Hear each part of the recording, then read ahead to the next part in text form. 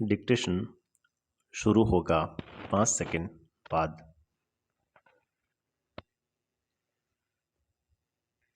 सूरदास की झोंपड़ी रात के 2 बजे होंगे कि अकस्मात सूरदास की झोंपड़ी से ज्वाला उठी। विराम।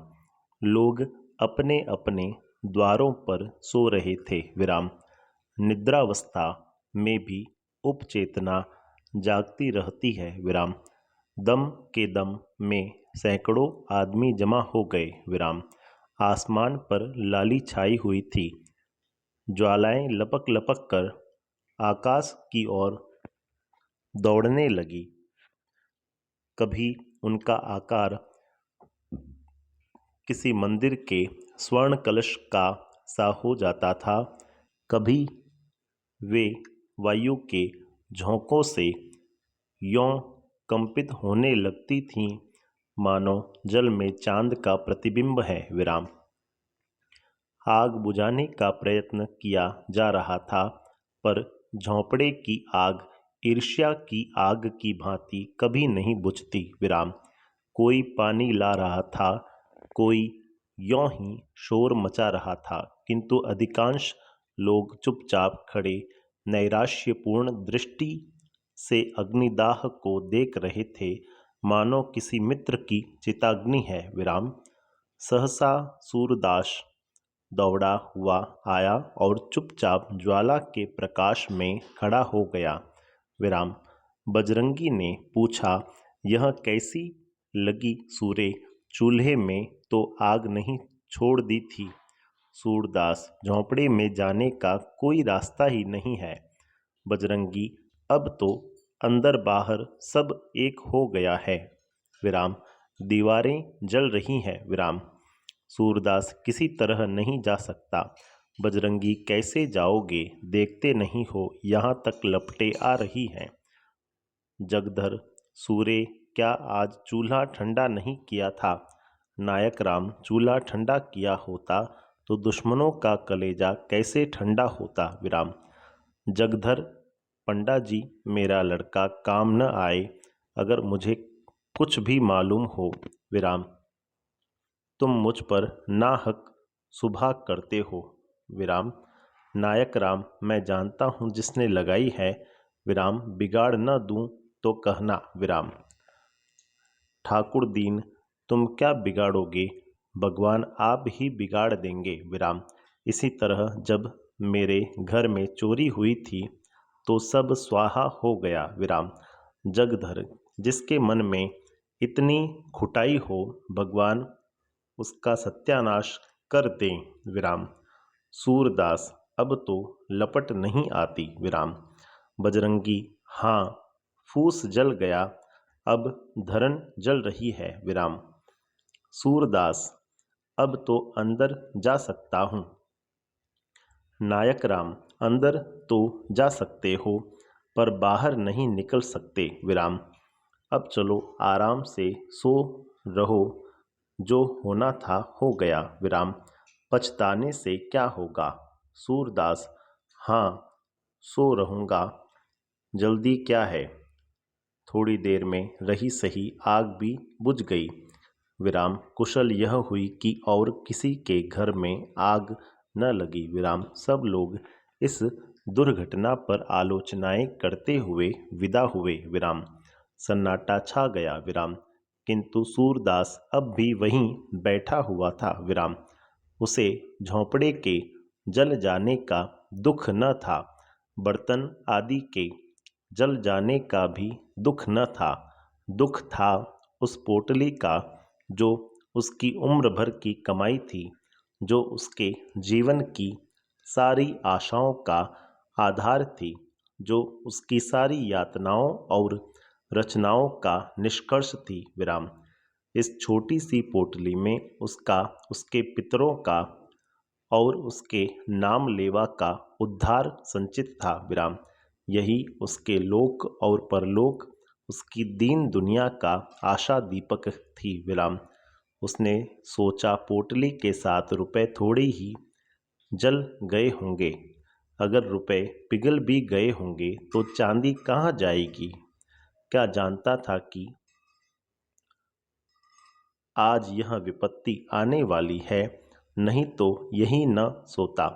पहले तो कोई झोंपड़ी के पास आता ही न, और अगर आग लगाता भी तो पोटली को पहले ही निकाल लेता। विराम। सच तो यूँ है कि मुझे यहाँ रुपए रखने ही न चाहिए थे। विराम। पर रखता कहाँ?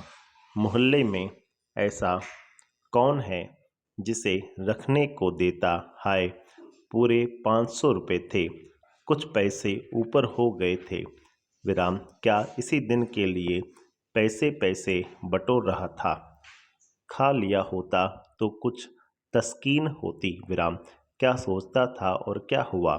गया जाकर पितरों को पिंडा देने का इरादा किया था। विराम। अब उनसे कैसे गला छूटेगा? सोचता था कहीं मिठुआ की सगाई ठहर जाए तो कर डालूं। विराम। बहू घर में आ जाए तो एक रोटी खाने को मिले। अपने हाथों ठोक ठोक कर खाते एक जुग बीत गया। विराम। बड़ी भूल हुई। विराम। चाहिए था कि जैसे जैसे हाथ में रुपए आते एक एक काम पूरा करता जाता। विराम। बहुत पांव फैलाने का यही फल है। विराम। पैरा। उस समय तक राख ठंडी हो चुकी थी। विराम। सूरदास अटकल से द्वार की ओर झोंपड़ी में घुसा, पर 2-3 पग के बाद एकाएक पांव भूबल में पड़ गया। विराम। ऊपर राख थी लेकिन नीचे आग। विराम। तुरंत पांव खींच लिया और अपनी लकड़ी से राख को उलटने पलटने लगा, जिससे नीचे की आग भी जल्द राख हो जाए। विराम। आध घंटे में उसने सारी राख नीचे से ऊपर कर दी और तब फिर डरते डरते राख में पैर रखा। विराम। राख गर्म थी पर असह्य न थी। विराम। उसने उसी जगह की सीध में राख को टटोलना शुरू किया जहां छप्पर में पोटली रखी थी। विराम। उसका दिल धड़क रहा था। विराम। उसे विश्वास था कि रुपए मिलें या न मिलें, पर चांदी तो कहीं गई ही नहीं। विराम। सहसा वह उछल पड़ा। कोई भारी चीज हाथ लगी। विराम। उठा लिया, पर टटोल कर देखा तो मालूम हुआ ईंट का टुकड़ा है। विराम। फिर टटोलने लगा जैसे कोई आदमी पानी में मछलियां टटोले। विराम। कोई चीज हाथ न लगी। विराम। तब तो उसने नैराश्य की उतावली और अधीरता के साथ सारी राख छान डाली। विराम। एक एक मुट्ठी राख हाथ में लेकर देखी। विराम। लोटा मिला, तवा मिला, किंतु पोटली न मिली। विराम। उसका वह पैर जो अब तक सीढ़ी पर था फिसल गया और अब वह अथाह गहराई में जा पड़ा। विराम। उसके मुख से सहसा एक चीख निकल आई। विराम। वह वहीं राख पर बैठ गया और बिलख बिलख कर रोने लगा। विराम।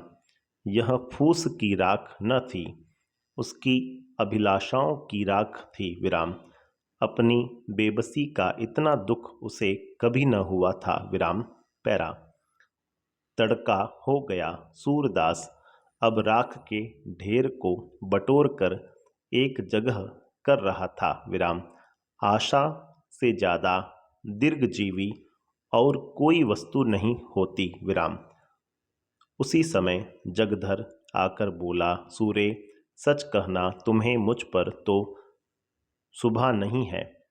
सूरे को शुभा तो था, पर उसने इसे छिपा कर कहा, तुम्हारे ऊपर क्यों शुभा करूँगा?